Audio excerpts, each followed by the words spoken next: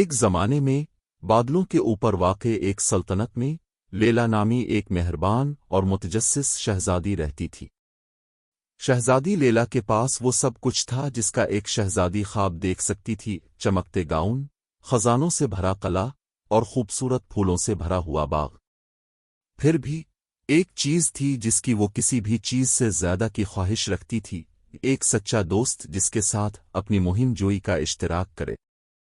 ایک تارامی رات جب شہزادی لیلا نے اپنے بیڈ روم کی کھڑکی سے باہر دیکھا، اس نے دیکھا کہ ایک خاص طور پر روشن اور چمکتا ہوا ستارہ آسمان پر ناچ رہا ہے۔ یہ ایک سنہری روشنی سے چمک رہا تھا جو صرف اس کے لیے چمک رہا تھا۔ یہ وش سٹار ہونا چاہیے، شہزادی لیلا نے سرگوشی کی، ایک پرانی کہانی یاد کرتے ہوئے جو اس کی نرس نے اسے سنائی تھی۔ اگر میں دل سے کوئی خواہش کروں تو شاید وش سٹار اسے پورا کر دے۔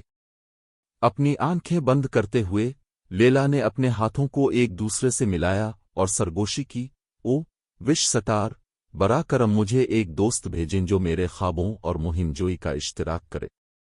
جیسے ہی الفاظ اس کے ہونٹوں سے نکلے، ستارہ چمکتا ہوا بھڑک اٹھا اور روشنی کی ایک سنہری کرن زمین کی طرف پھینک دی۔ چونک کر لیلا نے کھڑکی سے باہر جھک کر اپنے باغ میں ہلکی ہلکی زمین کو دیکھا جو گل داؤدی کا ایک چھوٹا سا ٹکڑا روشن کر رہی تھی۔ متجسس اور پرجوش وہ جلدی سے نیچے باغ کی طرف چلی گئی۔ اس کی حیرت میں چمکتے گل داؤدی کے بیچ میں کرسٹل جیسے پروں کے ساتھ ایک چھوٹی سی چمکتی ہوئی مخلوق کھڑی تھی۔ یہ ایک خواہش سپرائٹ تھا جو چائے کے کپ سے زیادہ لمبا نہیں تھا، جس کی آنکھیں ستاروں کی طرح چمکتی تھیں۔ ہیلو شہزادی لیلا، اسپرائٹ نے موسیقی کی آواز میں چہچہاہٹ کی۔ میں آسٹرا ہوں، وش سٹار نے آپ کا دوست بننے کے لیے بھیجا ہے۔ خوش ہو کر لیلا گھٹنے ٹیک گئی۔ تم یہاں میرے دوست بننے کے لیے آئے ہو؟ او آسٹرا، میں نے بس یہی خواہش کی ہے۔ اس دن سے لیلا اور آسٹرا لازم و ملزوم تھے۔ ایسٹرا چھوٹی چھوٹی خواہشات دے سکتا تھا اور مل کر وہ بادشاہی میں خوشی لاتے تھے، کسانوں کو وافر فصل اگانے میں مدد کرتے ہیں، بچوں کو جادوئی آتش بازی سے ہنساتے ہیں، اور یہاں تک کہ شاہی بلی کو رقص کرنے کی صلاحیت بھی دیتے ہیں۔ لیکن ایک دن سلطنت پر ایک بڑا سایہ پڑ گیا۔ گریزل نامی ایک بدمزاج ڈریگن پہاڑوں سے نیچے اڑ گیا تھا، بادشاہی کی سنہری گھنٹی چرا کر سب کے لیے موسیقی اور خوشی لایا تھا۔ ہمیں گھنٹی واپس ملنی چاہیے، لیلا کا اعلان کیا۔ اسٹرا کے ساتھ وہ ڈریگن کی تاریک غار میں داخل ہوئے۔ گرزل زور زور سے خراٹے لے رہی تھی، سنہری گھنٹی کے ارد گرد گیم گئی تھی۔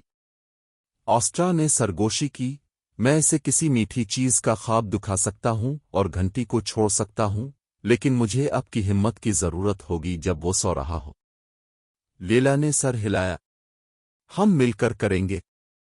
آسٹرا نے اپنی خواہش کی دھول گرزل پر چھڑک دی، جو تتلیوں سے بھرے گھاس کے میدان میں گھومنے پھرنے کے خواب دیکھنے لگی۔ جیسے ہی ڈریگن کی گرفت ڈھیلی پڑ گئی، لیلا آگے بڑھی اور احتیاط سے سنہری گھنٹی کو غار سے باہر نکال دیا۔ جب گریزل بیدار ہوئی اور اسے احساس ہوا کہ کیا ہوا ہے، لیلا لمبے لمبے کھڑی ہوئی اور بولی، تمہیں خوشیاں چرانے کی ضرورت نہیں، گریزل۔ محل میں آؤ اور ہم بھی تمہارے ساتھ خوشیاں بانٹیں گے۔ گرزل نے ہچکچاتے ہوئے کہا، پھر شرم سے سر ہلایا۔ اس دن سے ڈریگن بادشاہی کا دوست بن گیا اور لیلا کا قلعہ ایک بار پھر سنہری گھنٹی کی خوبصورت موسیقی سے گونج اٹھا۔ اور اسی طرح شہزادی لیلا، آسٹرا اور یہاں تک کہ گریزل نے بہت سی مہم جوئی کا اشتراک کیا، یہ ثابت کرتے ہوئے کہ دل سے کی گئی خواہشیں تاریک ترین آسمان کو روشن کر سکتی ہے۔